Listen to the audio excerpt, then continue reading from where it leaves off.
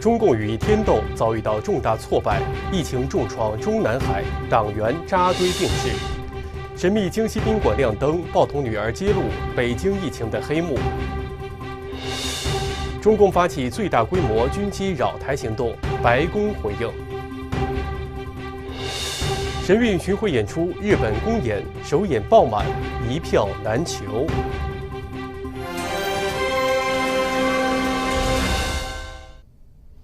各位好，欢迎收看晚间新闻。新一轮疫情席卷中国大陆，各地病亡人数激增，大批中共名人扎堆病故。首先来看今天的中国新闻快报。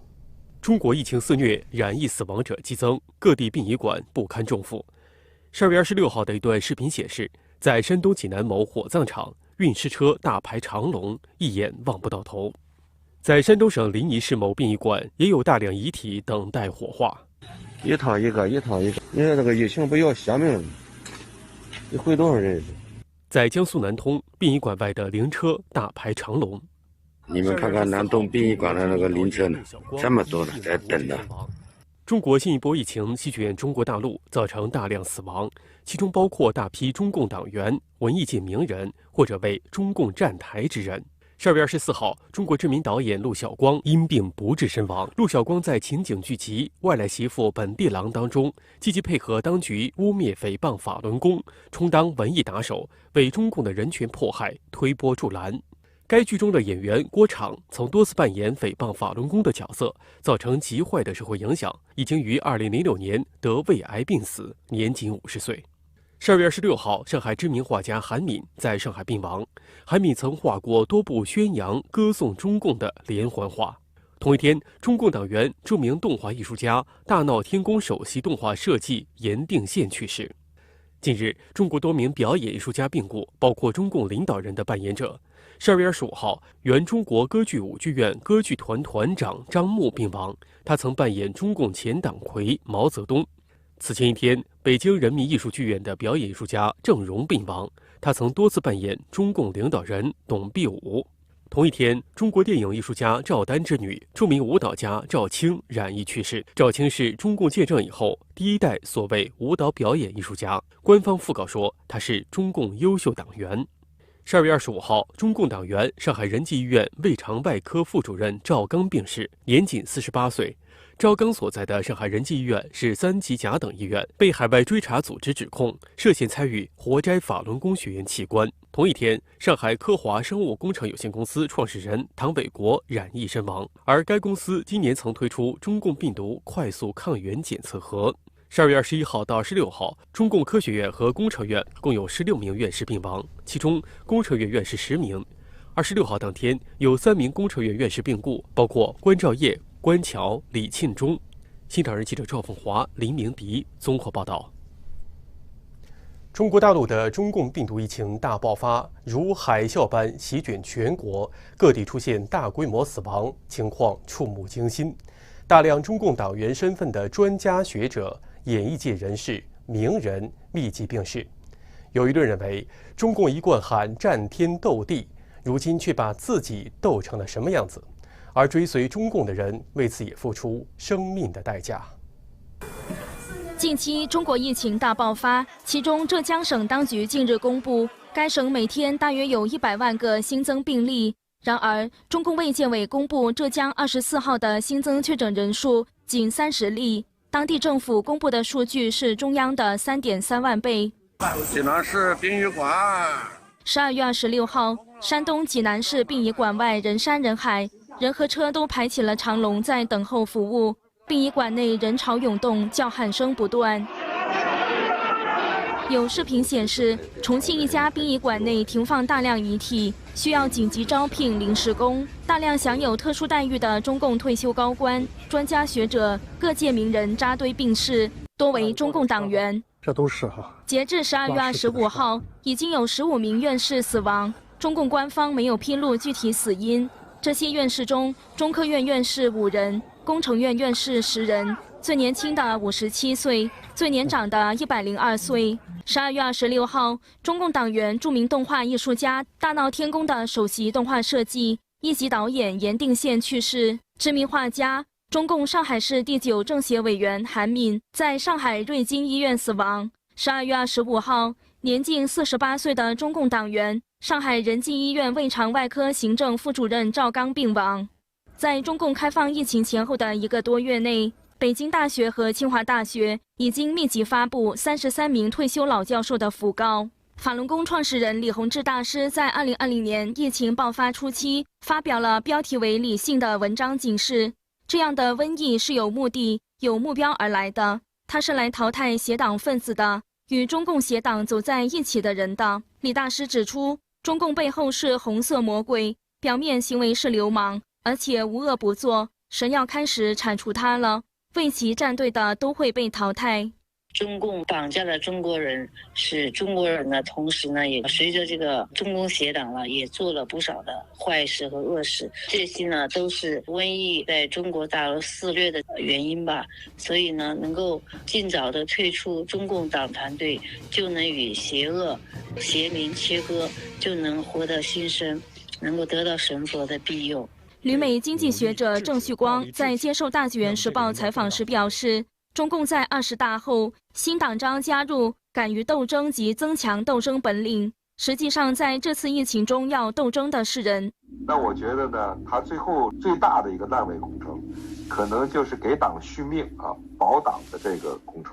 他实际上斗争的是人，不是这个病毒啊，就是因为病毒没有党性，你是教化不了它的，你也没法把它斗服啊，病毒是斗不服的。病毒最后还会战胜共产党，这是肯定的。大纪元在2005年1月12号发表了郑重声明，指出共产党对众生、神佛犯下了滔天大罪，神一定要清算这个恶魔。新唐人记者柯婷婷纽约报道。中国疫情大爆发，北京出现医疗挤兑，殡仪馆爆满。前中共总书记赵紫阳的政治秘书鲍彤的女儿鲍简接受专访时表示，医院已经成为很大的传染源，中共当局不负责任，一直睁眼说瞎话。他还披露中共京西宾馆最近的反常现象。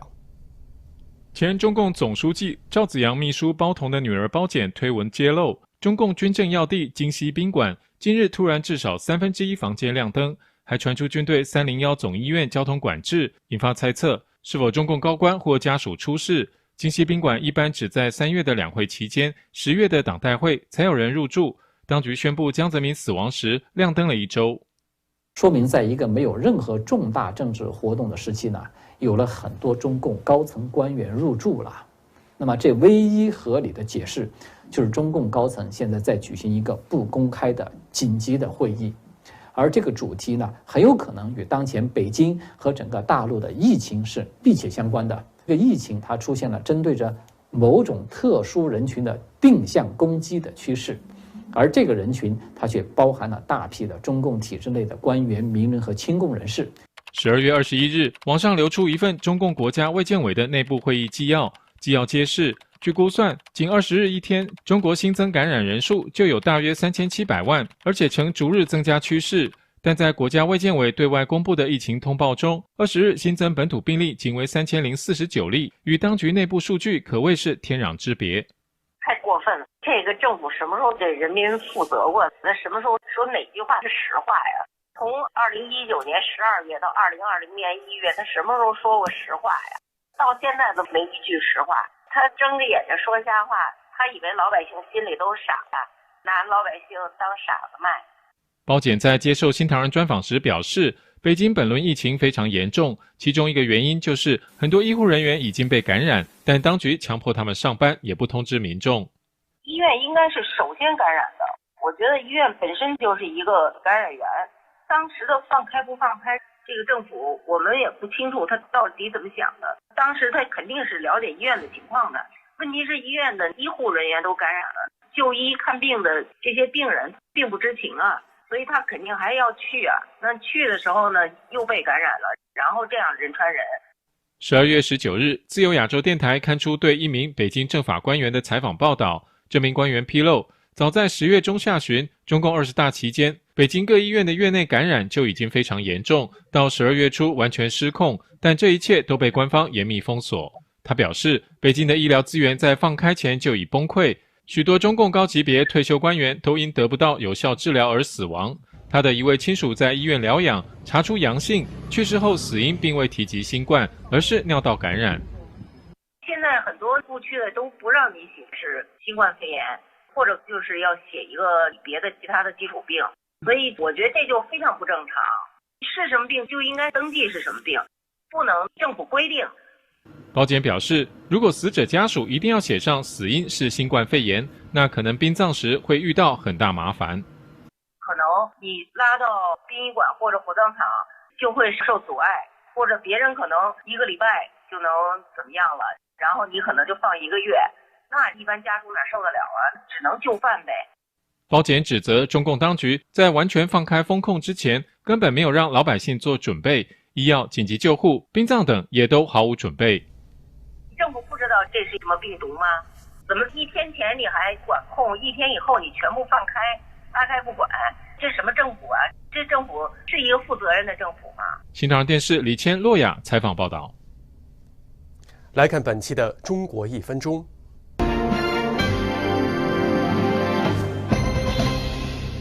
中国疫情迅速延烧，大批享有特殊待遇的中共退休高官、专家学者病亡。仅在12月23号一天内，中国科学院和中国工程院已有5名院士病逝，其中包括领导团队研究发现双黄连口服液可抑制中共病毒的蒋华良。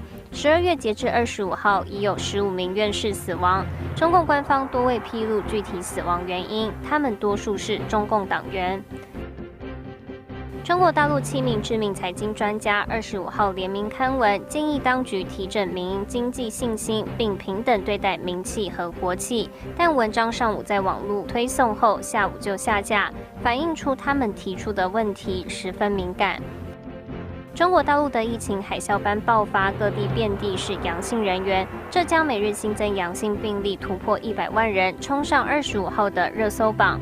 同一天，浙江台州一家医院竟挂出本院急诊人次破200万的喜报，引发网友质疑何喜之有。有网友评论称，这是丧事喜办的风格，太没人性了。中国各地疫情大爆发，大批中共老人病亡。日前，网络热传习近平母亲齐心病故，随后中共官媒报道了广东高层探望齐心的消息，疑似针对传闻进行辟谣。新唐人亚太电视整理报道。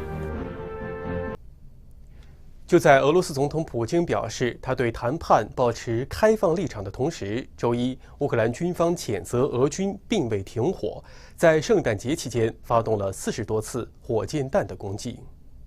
俄国国防部表示，这架无人机低飞逼近恩格斯空军基地，被基地的防空系统击落，但有3名军人被掉落的无人机残骸击中身亡，另有2架军机轻微受损。俄国的长城轰炸机驻在恩格斯空军基地，乌克兰无人机当天对2座俄罗斯空军基地发动攻势，2座俄罗斯空军基地接连发生爆炸，对俄国造成重大打击。俄罗斯总统普丁上周4表示，俄罗斯的目标不是转动军事冲突的飞轮，而是结束这场战争。俄方正在为此而努力，并将继续努力。俄罗斯希望结束乌克兰战争，所有武装冲突都以外交谈判结束。但是乌克兰及其盟友怀疑，普丁的策略是在争取时间。Putin again on Christmas Day said Russia is willing to negotiate with all parties involved in the war about acceptable solutions. Despite Moscow's repeated comments that it's open to negotiations, Ukraine and its Western allies suspect that such claims are a ploy to buy time. 乌克兰军方周一表示，俄军并未停火，在圣诞节期间仍发动了40多次火箭弹攻击，持续炮击乌克兰的数十个城镇。Залишилось кілька днів цього року. Ми маємо бути свідомими, що наш ворог спробує зробити цей час для нас темним і складним. 另一方面，就在普丁时隔3年19日再度到白俄罗斯访问后，白俄罗斯国防部意识形态总局局长卡辛斯基25日表示，俄罗斯在白俄部署的伊斯坎德战术飞弹系统和 S-400防空系统已经就绪，白俄的士兵和人员已在俄国和白俄的军队联合作战训练中心完成训练，准备执行预定任务。这2种飞弹可携带核弹头，将使乌俄战争变得越来越危险、越复杂。新唐亚太电视国际新闻组张俊明编译。在美国宣布对台湾提供100亿美元的军事援助之后，中共发起了迄今为止最大规模的军机扰台行动。白宫今天对此作出回应。我们来看记者从白宫发回的报道。好的，主播。美国总统拜登在上周五签署了2023年度的国防授权法，而其中包括要在未来的5年内向台湾提供高达100亿美元的军事援助，以加强其自卫能力，并且抵御中共威胁。而中共则随即表示对此坚决反对，并在周日宣布，为回应所谓的美台勾连，已经在台湾周边开启了新的联合火力打击演习。而在周一，台湾政府表示，在过去的24小时之内，包括战斗机和无人机在内的71架中共空军飞机进入了台湾的防空识别区，而这也是迄今为止报告的最大规模的军机扰台行动。而同时，白宫也对此做出了回应。白宫国家安全委员会在一份声明中说，中共此举属于挑衅性和破坏稳定的行为，并且有增加误判的风险。白宫还表示，美国将依据长期以来的承诺和一个中国政策，继续协助台湾保持足够的自卫能力。新唐电视台记者陶明，美国白宫报道。12月26号晚上，美国神韵世界术团在东京八王子的首场演出大爆满，观众们掌声雷动，纷纷称赞神韵是最美的演出。神韵每年一套全新的节目，令人耳目一新。演出传递的正面向善的精神，令现场的观众产生共鳴。有观众表示，超越国界的纯粹的喜悦与感动，难以用语言表达。大変感動しました。美しかったですね。期待してた以上に面白かったです。知名大学副教授曾田浩通是第一次观看神韵演出，他感受到舞蹈演员强大的能量。動きがダイナミックで、非常にそのエネルギーを感じましたね。知名社宅中心副经理吉田哲也对演出赞不绝口。素晴らしいと思います。踊りですかね。激しい動きと、であとは皆さん揃って動きが揃っていらっしゃるんで、相当レッスンを積まれているのかなというふうに思って感心して見ておりました。神韵的高科技动态天幕使他仿佛置身实境之中。それがすごく融合されててびっくりしました。踊りだけではなくて、後ろのスクリーンがやっぱり踊りを際立たせるっていうか、あとはそのトリックみたいな人がこう入れ替わったりとか飛び出してきたりとかっていうアイディアというか、ああいうものも素晴らしいなと思って。曾田浩通副教授由衷地感谢神韵舞蹈演员带来的精彩演出。あれだけのね、すごい舞台をされるのは相当訓練をされたと思うんですけど、お疲れ様でした。大変感動しました。新唐人日本记者站八王子报道。纽约45年以来最严重暴风雪，死亡人数攀升至25人。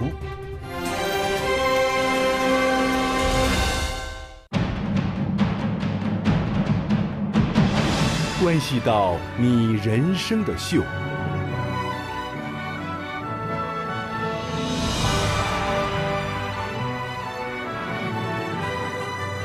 这就是你生命等待的。神韵，每年一套全新节目。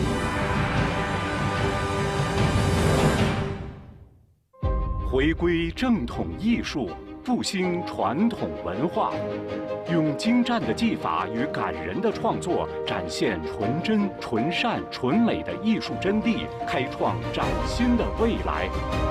诚邀全球油画艺术家参加2023年第6届新唐人全世界人物写实油画大赛，金奖1万美元，详情请见 oupainting.ntdtv.com。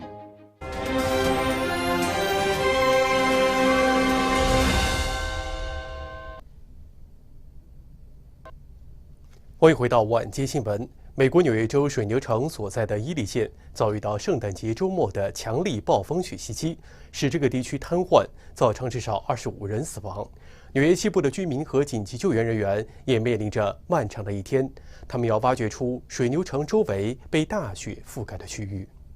I have the very sad news to report that in addition to the 13 confirmed deaths yesterday, the Erie County Department of Health Medical Examiner's Office has confirmed an additional 12 deaths, bringing the total for the blizzard to 25 deaths countywide. 这场暴风雪被认为是纽约州45年来最严重的一次，并在圣诞节周末袭击了纽约西部。风暴已在美国大部分地区延伸数日，最南端延伸至墨西哥边境。暴风雪造成全纽约39000个家庭停电，其中27000户在伊利县。Said we do have 94.5% of Erie County residents have their power on. That is a good thing, and about 87% of Buffalonians in the city now have their power restored. 根据航班跟踪网站 FlightAware 的数据，截至周一下午，航空公司取消了2500多个航班，而航班延误总计超过4500次。新唐人电视台记者尚静综合报道。美国假日季零售额有所增长，特斯拉延长上海停工时间。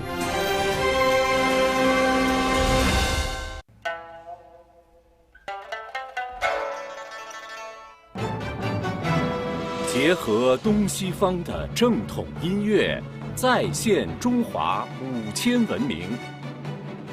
神韵交响乐团深获各界主流人士盛赞，纯正能量启迪人心。元旦期间，新唐人电视台独家播出神韵交响乐团2018年演出。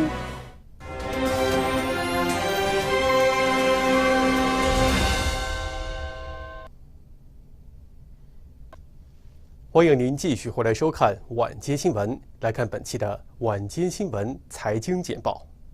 周一，万事达卡的一份报告显示，从11月1日至12月24日，包含了大部分假日季，美国零售额增长了7.6%，因为大幅折扣吸引了众多消费者。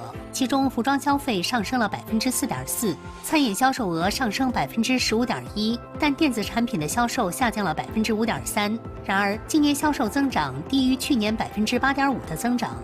其中，高通胀率、利率上升和经济衰退使消费者变得谨慎。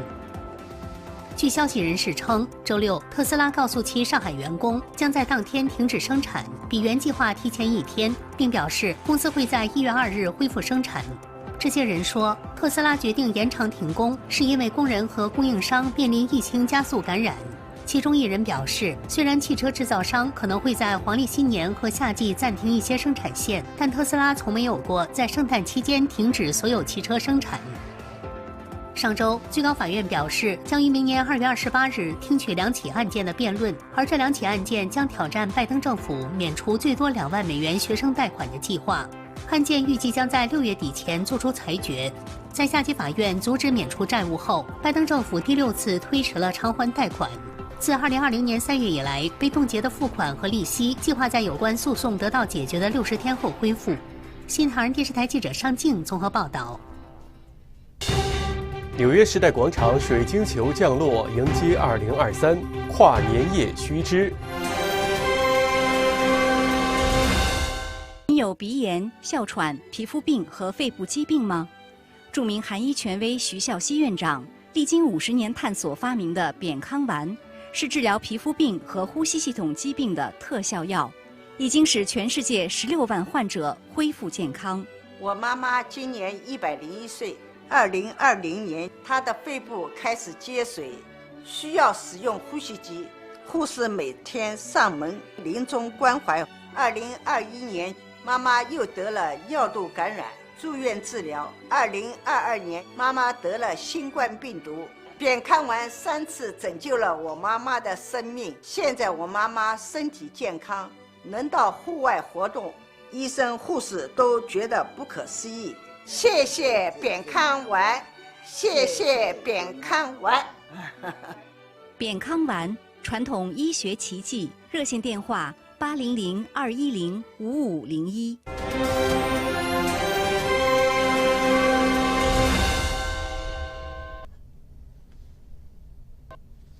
欢迎回到晚间新闻。2023年即将到来，今年如果您打算参加纽约市时代广场的跨年夜活动的话，需要知道一些事项。来看详情。